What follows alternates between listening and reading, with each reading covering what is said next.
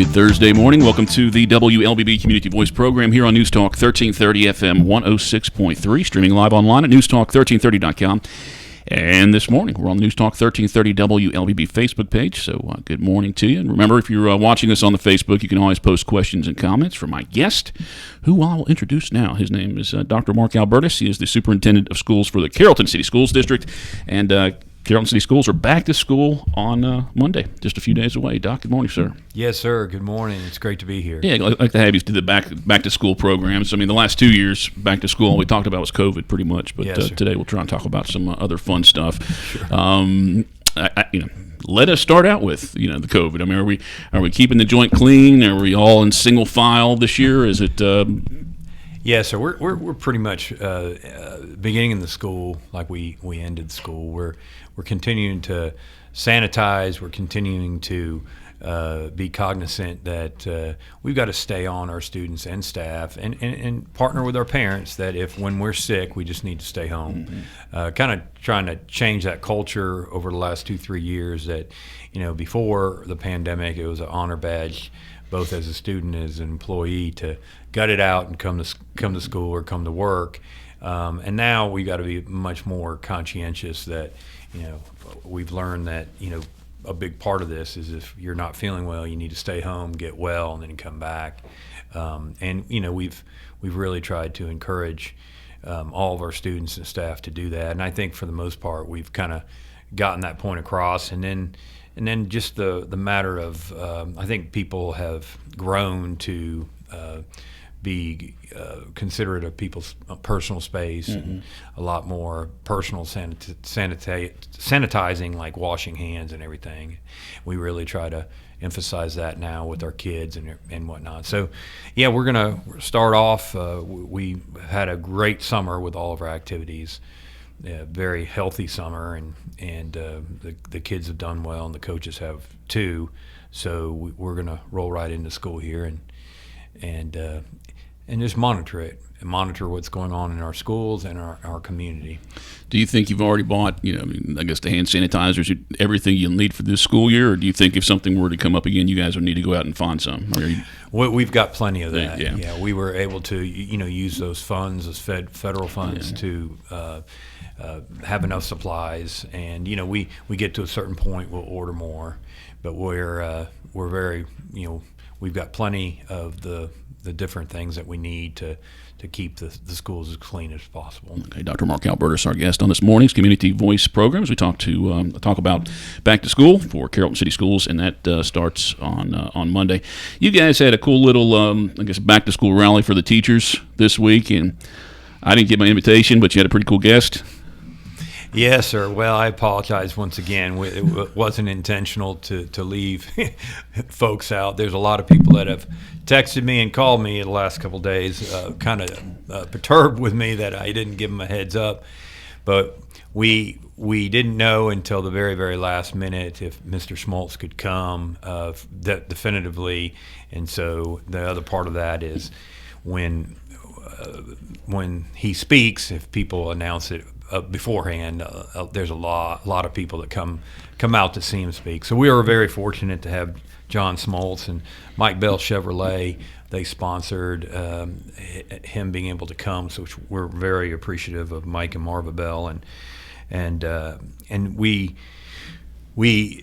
were encouraged by what he said, and then also some of the inside stories that he told about his run and some of the. Oh yeah, I'd love to have heard those, Doc. Thanks. That's right. Yes, sir. I apologize. I can't imagine though. If everybody knew that he was going to be there, I mean, I can imagine there'd be some people just circling the your all's parking lot and roadway, just waiting for him to pop out so they could pull in. And I think just meeting him backstage and then also.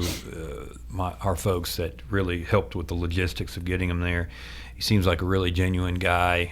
What you read about him, he's just face value and just a good-hearted guy. So that just adds to his, people liking him and his attraction. And now he's doing the announcing, and it was interesting to hear him how they don't prepare for all that announcing, and he's becoming synonymous with playoff baseball, his voice and whatnot. So he had a lot of great things to say, and we're blessed to be able to hear him speak. Well, you guys start on the 15th. That's next Monday.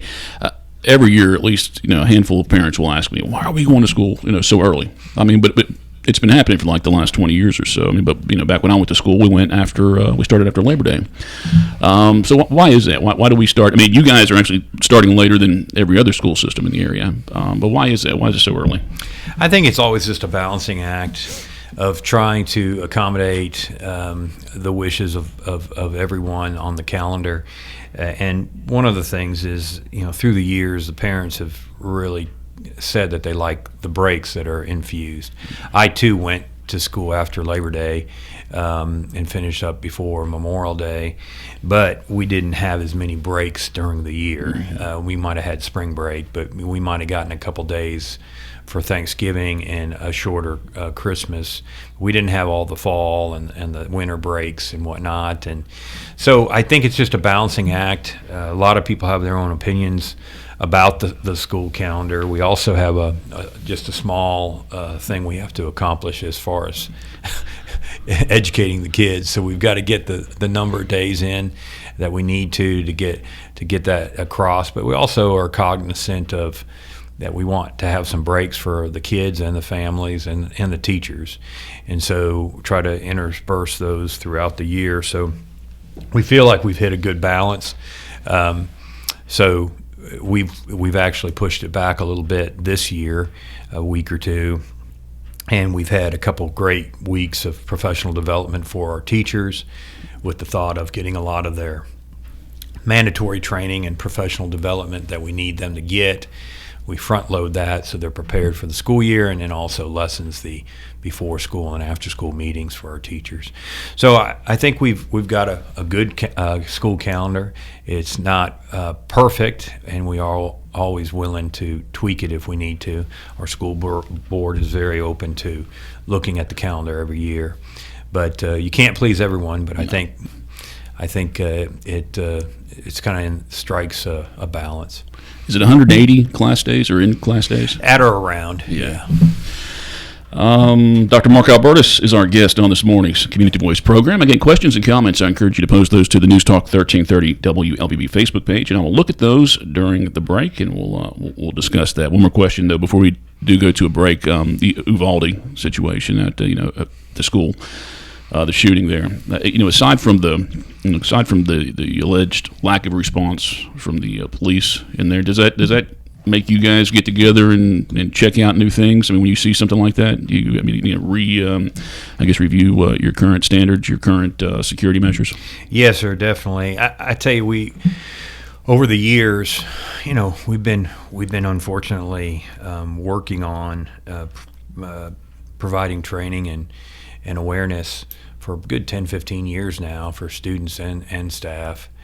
And so we incorporate our intruder drills, emergency drills like that within our fire drill and inclement weather drills and whatnot.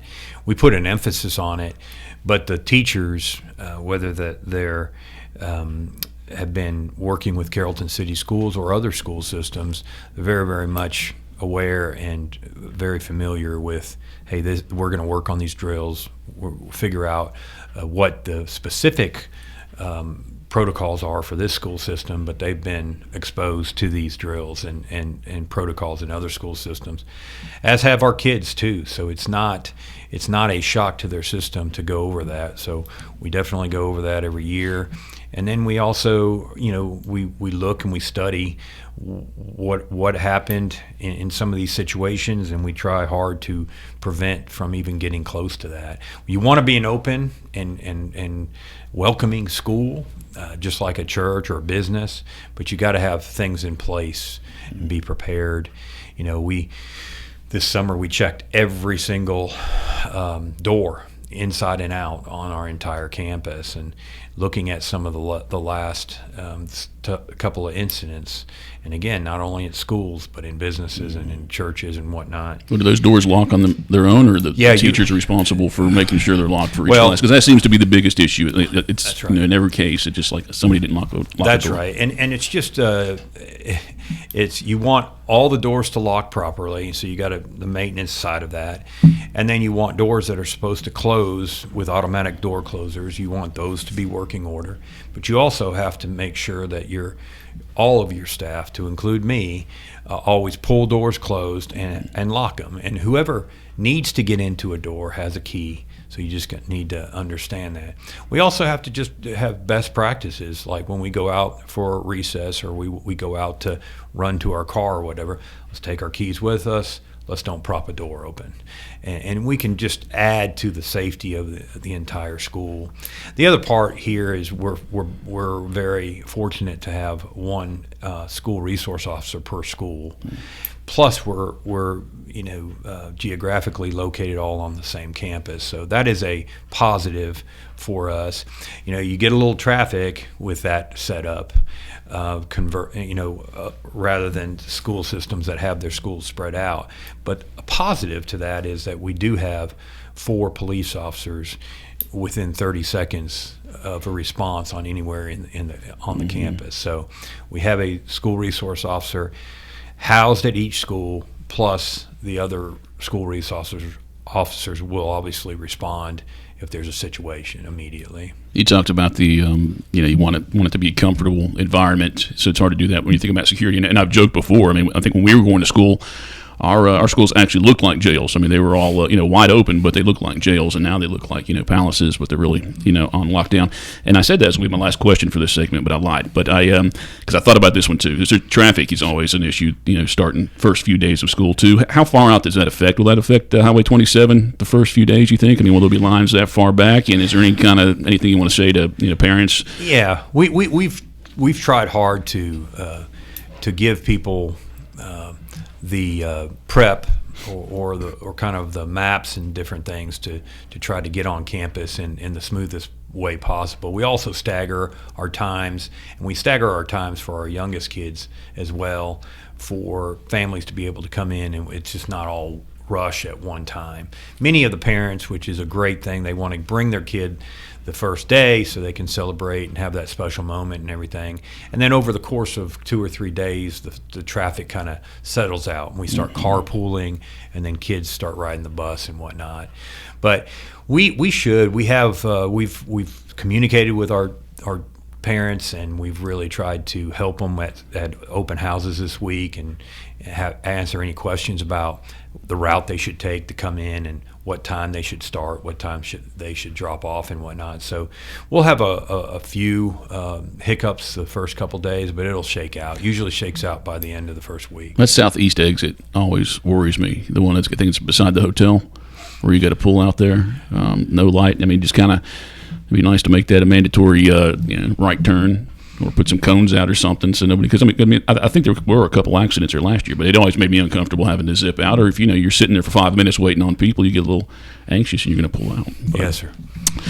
Dr. Mark Albertus, our guest on this morning's Community Voice program. We'll take our first break. Again, questions and comments, please post those to the News Talk 1330 Facebook page, and we'll come back and continue our conversation after this. Health is a journey. It's making better choices, even when it's not easy. It's taking care of yourself and the people you love. At Tanner Health System, we're there for you with every step, with primary care, heart care, cancer care, women's care, orthopedics, surgical services, and so much more. We're dedicated to helping you live and feel your best. So let's get on that journey to health. You've got places to be for many years to come. Find us at tanner.org. I'm Michael Flynn, Oak Mountain Academy class of 1978. Katie Flynn, class of 2010. Justin Flynn, class of 2014. Logan Flynn, class of 2019. And I'm Marnie Flynn, current teacher at OMA. My uncle Richard Orm Flynn, a founding father of Oak Mountain Academy, had a vision to see students become confident leaders who hold a faith-based value system in an academically rigorous environment. We are proud to celebrate 60 years of fulfilling my uncle's vision. Our family invites you to visit the campus or oakmountain.us today.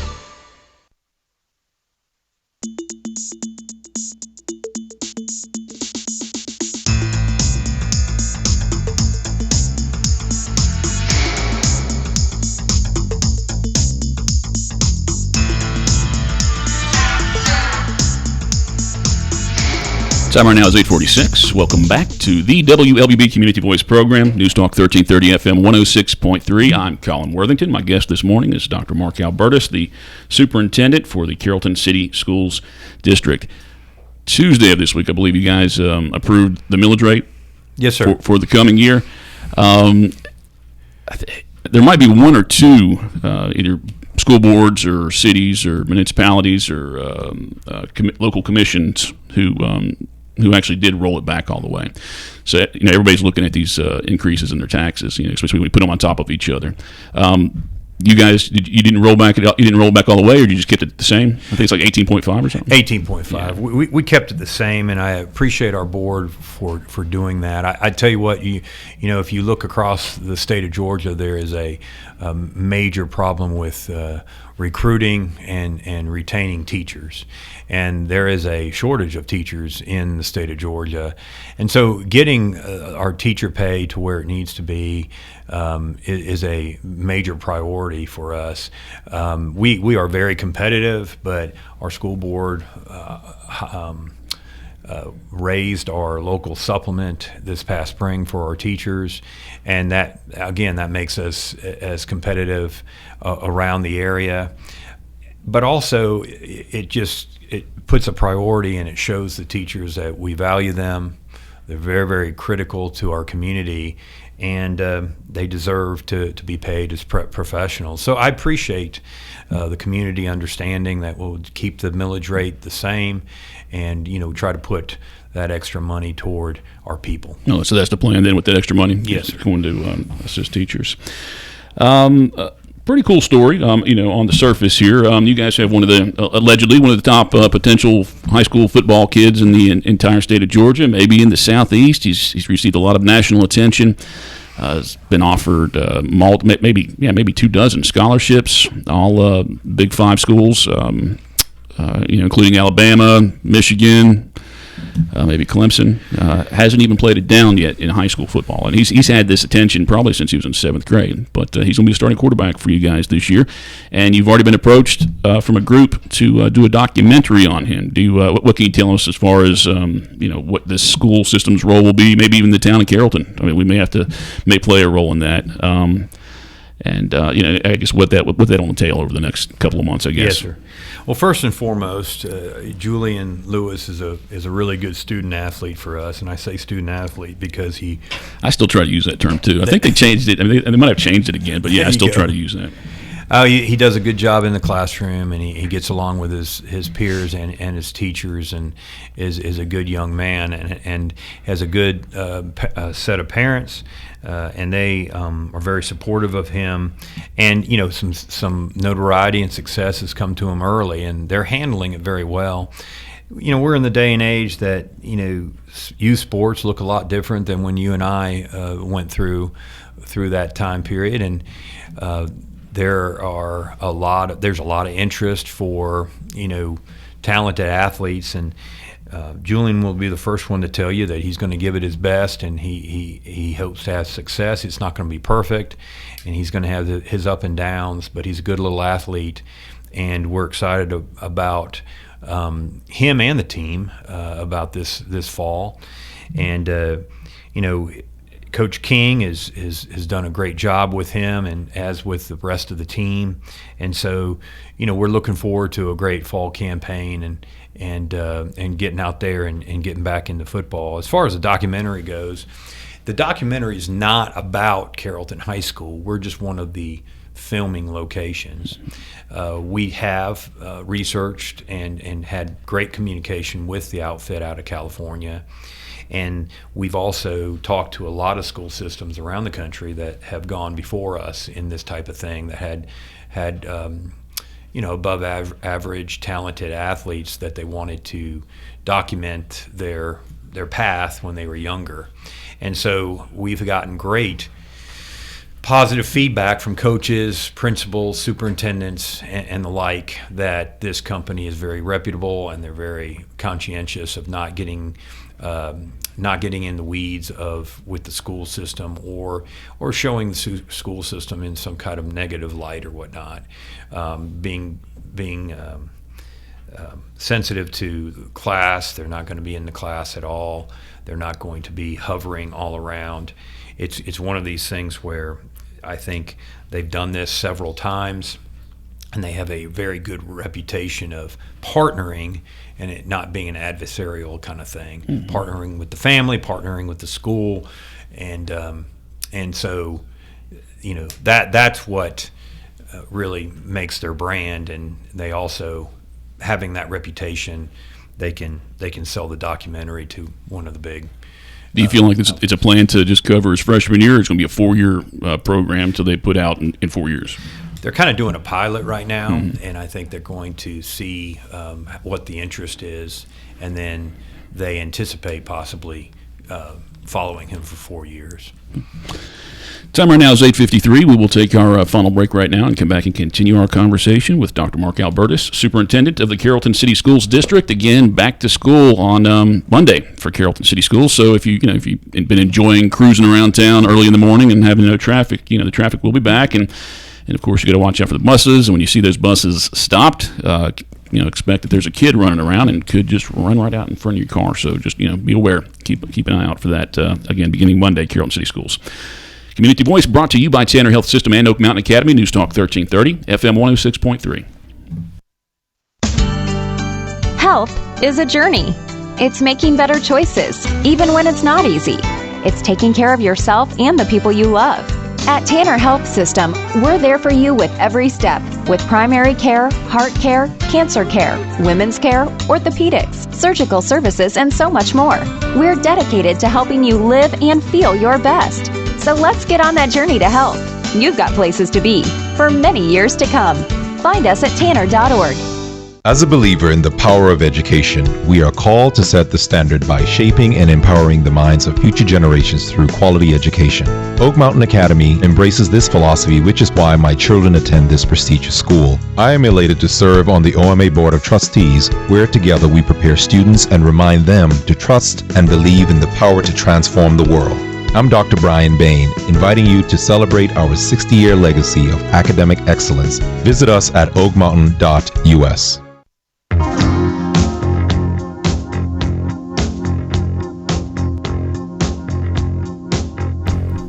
All right, 5 minutes left in this morning's Community Voice program. News Talk 1330 FM 106.3, streaming live online at newstalk1330.com. I'm your host this morning, Colin Worthington. My guest is Dr. Mark Albertus. He is the Superintendent of Schools for the Carrollton City Schools District. Let's talk about the coming year. There's a couple of, at least 2 new, programs or classes that you guys are starting this year, but which are fairly interesting. The first one is driver's ed course is offered as an elective. So that's never been done before? Well, we had it way back when. We had it several, I think, decades ago.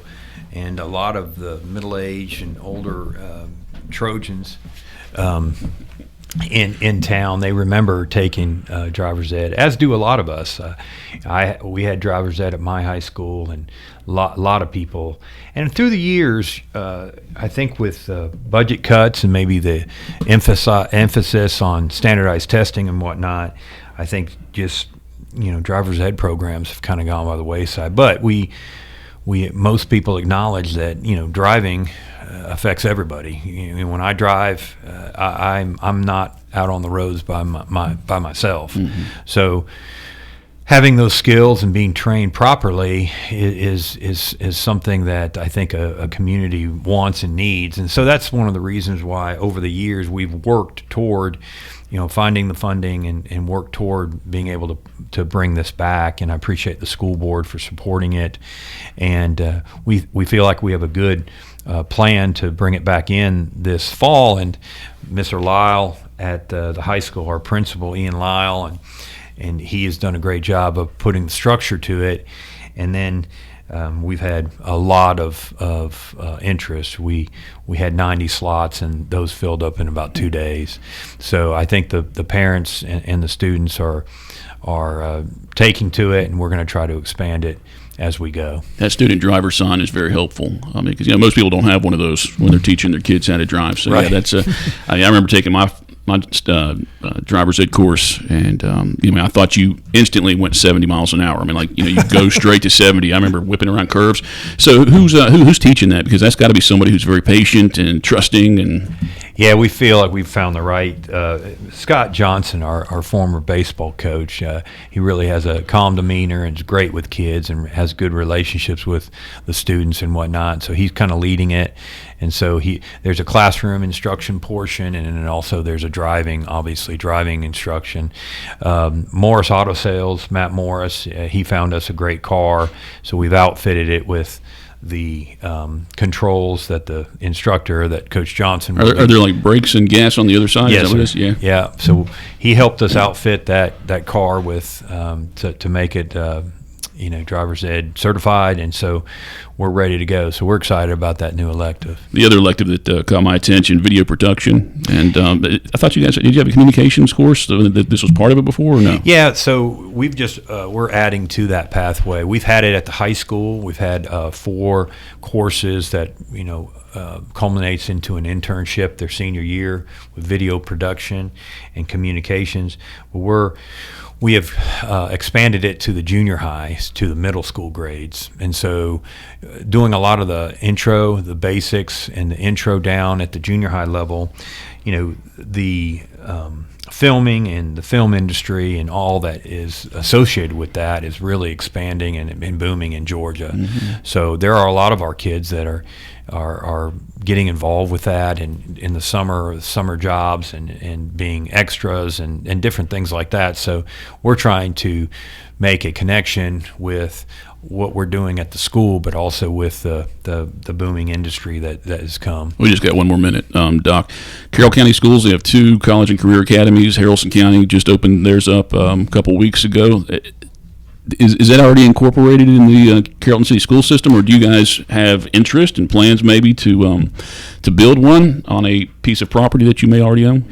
Yeah, so we have our CTAE program, Career Agricultural Tech program. We have several programs that are incorporated in, and when we were growing up, they were called electives and whatnot, and these are pathways. So we have health care, we have graphic design, we have the video broadcasting, we've got computer science, all these different things, and I could rattle off a lot more, but we have those incorporated in our school. So being a one high school district, we've got them all at the high school, and we could expand some of those offerings and whatnot, but we partner with the West Georgia Tech if we're talking about diesel mechanic or welding or beautician school, and we have a lot of kids that go over there and dual enrollment. And it's just a hop, skip, and jump away, and they've got a brand new campus, and so that ribbon cutting for that is today at 10:30. Yes, sir, that's a great thing. If anybody's interested in checking that out. Dr. Mark Albertus, Carrollton City Schools Superintendent, thank you for coming by this morning. Thank you. Really appreciate you having us. And Carrollton City Schools back in the classroom on Monday. So again, remember there'll be traffic, a little more traffic than what you saw this morning, around 6 o'clock till 8 o'clock. Yeah. Oh, okay, we're still here. All right, Community Voice brought to you by Tanner Health System, Oak Mountain Academy on News Talk 1330, FM 106.3. Have a great Thursday. Town Hall.